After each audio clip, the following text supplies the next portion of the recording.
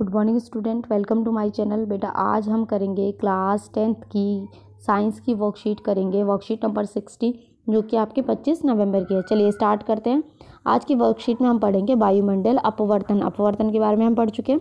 वायुमंडलीय अस्थिरता के कारण प्रकाश का अपवर्तन होता है, वायुमंडलीय अपवर्तन कहलाता है। तारों का टिमटिमाना, देखिए तारों का टिमटिमाना कैसे होता है। तारों का जो प्रकाश होता है जब पृथ्वी के पर्यावरण में प्रवेश करता है तो वातावरण में अलग अलग ऊंचाई पर वायु की संघनता अलग अलग होने के कारण तारों का प्रकाश लगातार अपरिवर्तित यानी कि अभिलंब की ओर मुड़ता है।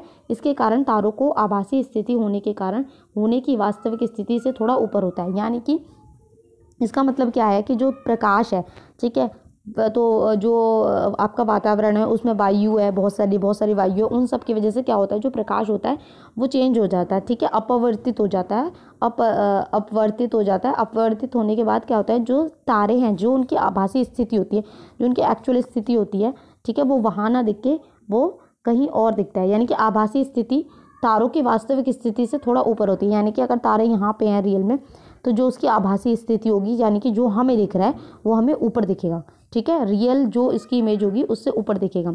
वातावरण में वायु की स्थिति स्थिर नहीं होती है। वायु आपको पता ही है ना, एक जैसी थोड़ी ना होती है, कभी कम होती है कभी तेज होती है।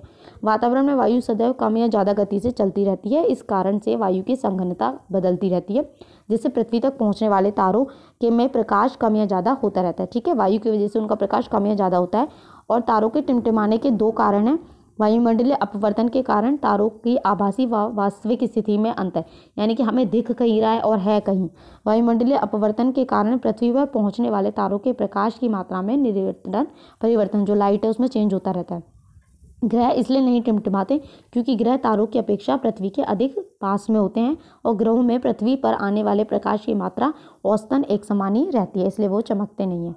अब जो सूर्योदय होता है और सूर्यास्त होता है उसका देख लेते हैं कि हमें सूर्योदय पहले क्यों दिखता है और सूर्यास्त बाद में क्यों दिखता है।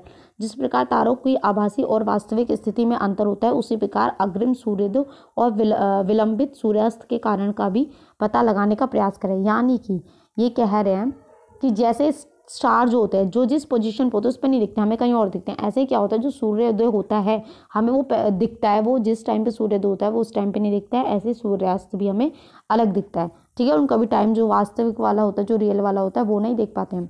अब हम पढ़ेंगे टिंडल प्रभाव। कोलाइडल कणों के कारण प्रकाश के प्रकीर्णन की परिघटना टिंडल प्रभाव के उत्पन्न करती है।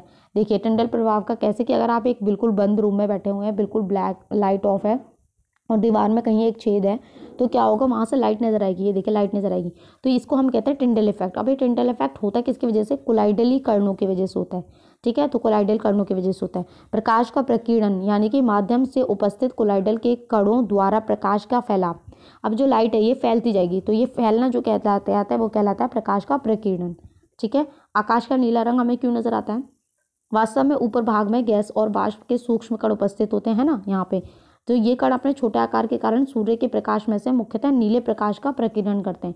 ये क्या करते हैं, जो सूरज होता है उसमें से ब्लू कलर ले लेते हैं, इसलिए हमें नीला रंग जो है अधिक मात्रा तक हमारे पास पहुंचता है, तो हमें नीला दिखाई देता है वो आसमान। सूर्योदय एवं सूर्यास्त के समय सूर्य का रक्तताप प्रतीत होना, यानी कि सूर्योदय होता है और जब सूर्यास्त होता है तो आपको जो सूर्य है वो किस कलर का नजर आता है, रेड कलर का नजर आता है। वो क्यों नजर आता है, सूर्योदय एवं सूर्यास्त के समय सूर्य की क्षितिज के समीप होने के कारण सूर्य के प्रकाश को अधिक दूरी तय करनी पड़ती है। यहाँ से देखिए सूर्योदय जब जो होता है तो ये इसको यहाँ है, यहाँ से सूर्य तक, यहाँ तक पृथ्वी से दूर होता है, तो इसको अधिक दूरी तय करनी पड़ती है। और दोपहर के समय इसकी दूरी क्या होती है, कम होती है। इस दौरान नीले प्रकाश का कुल प्रकीर्णन सबसे अधिक होता है और लाल प्रकाश ही हम तक अधिक मात्रा में पहुँच पाता है, लाल का कम होता है। इस कारण हमें उसे वो रेड नज़र आता है, ठीक है। जिस कलर का कम होता है वही नजर आता है।